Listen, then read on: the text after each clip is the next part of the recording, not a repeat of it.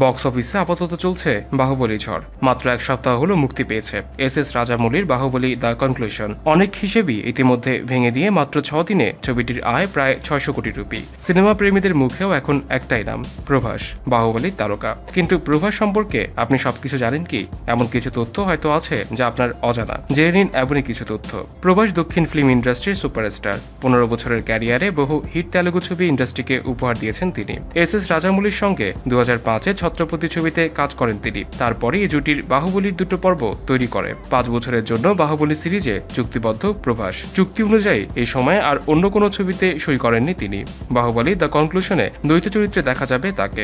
সে কারণে প্রথম 22 কিলোগ্রাম ওজন বাড়ালেও পরে তা কমিয়ে ফেলেন তিনি। প্রভাস পড়তে খুব ভালোবাসেন। অবসরে যে কোনো বই পড়াটা তার নেশা। জিম করার থেকে ফ্রি হ্যান্ড এক্সারসাইজ বেশি পছন্দ করেন প্রভাস। প্রভাস স্বভাবে বেশ লাজুক। কোনো ব্যক্তির সঙ্গে নিজে কথা বলতে শুরু করতে তার প্রবল অস্বস্তি লাগে। বাহুবলীতে অভিনয় করার পর প্রায় 6000 বিয়ের প্রস্তাব পেয়েছেন প্রভাস, কিন্তু ব্যস্ততা থাকার কারণে আপাতত বিয়ে নিয়ে কিছুই ভাবেননি তিনি। বাহুবলীর শুটিং চলার সময় প্রচুর বলিউডি অফার তো বটেই, 10 কোটি রুপির বিজ্ঞাপনের অফারও নাকি ফিরিয়ে দিয়েছিলেন প্রভাস। খাঁচায় পাখি পোষার ঘোর বিরোধী প্রভাস। নিজের বাড়ির বাগানে পাখিদের ছেড়ে রাখতে ভালোবাসেন তিনি।